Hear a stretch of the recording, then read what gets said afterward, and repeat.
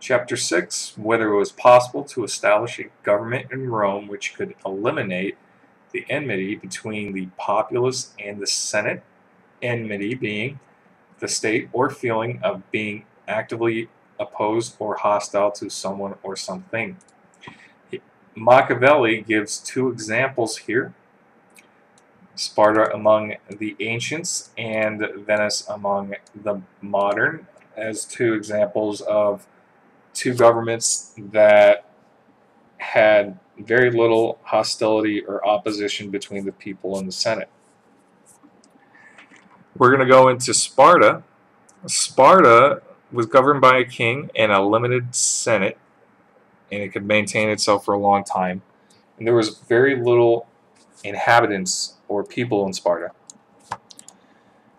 The laws were given, they had laws which were given by Lycurgus. Lycurgus was a legendary lawgiver who established the military-oriented reformation of Spartan society in accordance to the oracle of Apollo at Delphi.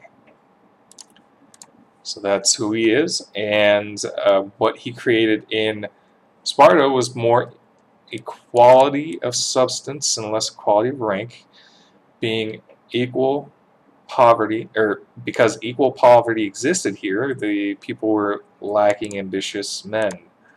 So they weren't very ambitious in getting power. They were more about the substance. They were more about the community type system. And the offices of the city were extended to few citizens and were kept distant and kept away from the people. Nobles did not treat them badly, and thus you get the people not wanting that office because they weren't treated badly. It resulted in Spartan kings who, being placed in principate and living in the midst of nobility, did not have better means of maintaining their office than to keep the plebs defended from every injury. So basically supporting the people, right? Which caused the people neither to fear or desire authority, right there. And not having dominion nor fear of it eliminated the competition that they might have had. And thus they lived for a long time. But there was two principles that they had, right? So it says it right here. They were governed by a few, and there were only a few Spartans. The second thing was that they didn't accept outsiders in their republic. So what you have here is a closed society. You can't really expand this society. It's eventually, albeit it's not going to be for a long time, it's eventually going to get attacked, and it's eventually going to get jumbled in with another empire, and then eventually it's going to cease to exist. So it's not really an expanding empire. It's a longevity. It has longevity, but it's something that you can't expand on. That's what the Roman Empire was a government that expanded itself, and as it expands, it's going to lose that control of control by a few,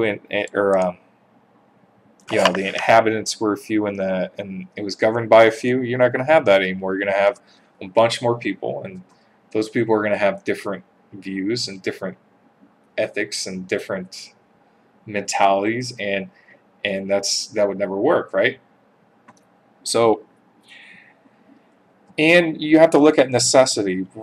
The Roman Empire just didn't expand just to expand. They expanded to get more territory and to get more resources and to get, more stuff and more money. And I want to go to the end of this paragraph here where it says that it is necessary in organizing. It's necessary in organizing a republic to think of the more honorable side and organize her in the way that, if necessity should induce to expand her, she may expand and preserve what she has acquired. And another thing I want to point out here is Machiavelli again talks about the Roman greatness, so he supports that type of government, which is very similar to the United States, by the way. Very similar. Okay? Machiavelli gets a lot of bad rap for that. Bad rap for his book on the prince and his Machiavellian way. But here, he's talking about Roman greatness.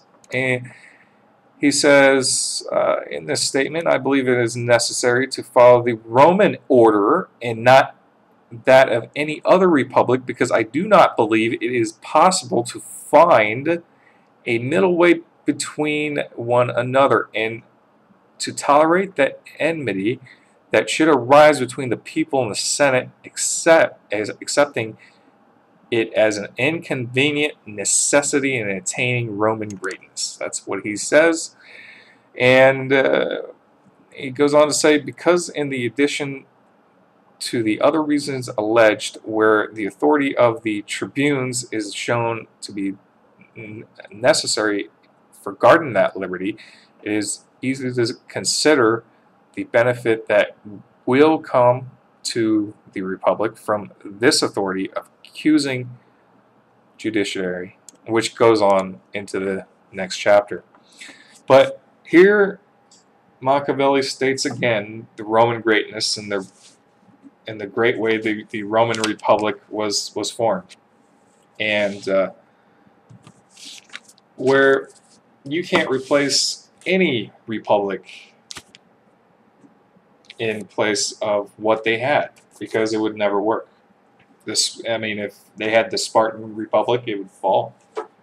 You would have too much corruption, you would have too much turmoil, and eventually you would have a breakup of the empire. It wouldn't even be an empire. So something to consider there, and y'all have a great day.